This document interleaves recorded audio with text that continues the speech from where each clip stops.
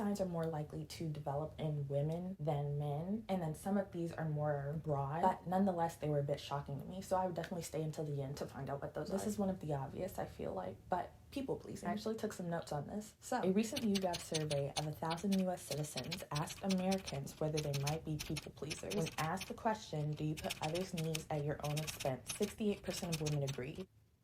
That's not good. There are a million ways that behavior could have developed, but I'm going to speak from my own experience. My people-pleasing stemmed from me having a kind heart and wanting to see the best for people. I loved seeing people happy, in a good mood, and I loved it even more when I was the cause of that. There was a point in time, I can't remember exactly when, this exchange of me helping was healthy, and eventually it became unhealthy. And I stopped being able to regulate what was okay and what wasn't. If this is something that you struggle with, are you able to pinpoint the time that you started people pleasing? If so, let me know. But when you people please and you start putting other people's needs before your own, it does not allow you to grow. It suffocates you, I believe. And to put it simply, I think it leads to being unhappy and having a miserable life. Yes, there might be little spurts of joy in there because you feel like you're helping, you feel like people need you. But something I had to start asking myself was, is this putting my emotional and mental health at risk? Is this something that they could do or achieve without me? Even in cases if it was something that they couldn't do without me, I had to put myself first. Negative self-talk. I can't even begin to tell you how many women I've met throughout my life that just talk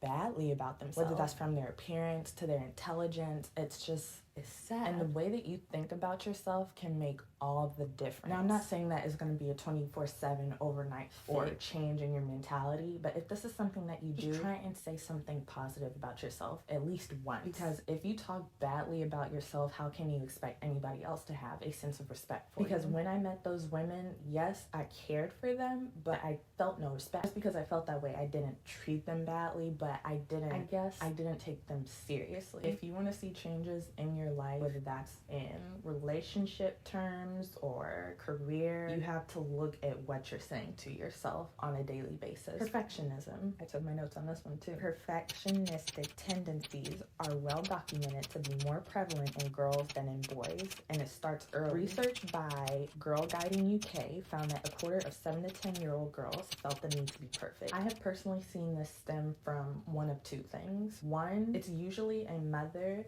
that craps on her daughter all the time and is never pleased with who she is as a person, or the media. I think it's very rare to see TV shows or movies that has a female lead in it that isn't perfect all the time. While I think some of the male characters are allowed to look rough and disgusting and still be seen as desirable, is more prevalent than if it were a woman. I even remember thinking when I was younger, whenever I watched a action movie and there's a bunch of guns and bombs, like a whole building fell down on them, and the men look rough, there's dirt on their face, their clothes are torn, they look a mess. But the women are always like perfect makeup, minimal dirt, high heels, like needing control 24/7. There are several different reasons why women try to have control over various things in life. A way to feel empowered because they lack a sense of control in other areas of their life. They've had very little control when they were growing up. They've been victims of abuse, neglect, or mistreatment. I honestly don't think I have a lot to say on that one. I think it's good to be aware of if you have this issue, but I don't think it's an issue that I can personally speak on and try to help someone else. Refusing healthy relationships. I don't know why we do this, but there are times where we make things harder for ourselves than we need. There's a clear and bright opportunity set in front of us, but we don't take it for some reason. First thing that comes to mind is maybe there's a sense of feeling that you're not worth it.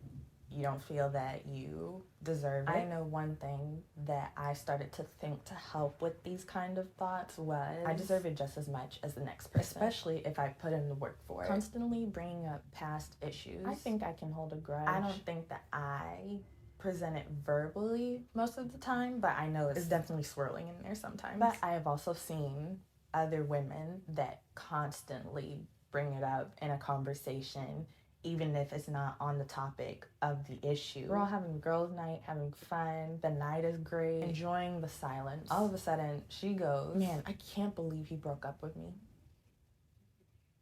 When you constantly bring up past issues, even if it's something that you have a right to be upset about, people get tired of it. If you feel tired of it and you feel wronged, how do you think other people are going to feel when it has nothing to do with them? I think that if we don't get a hold of it, it just ends up destroying a lot of relationships and repelling people from us. Another behavior is not subscribing to this channel because I'm here for all the tips and tricks on how to self-improve. Okay, sorry.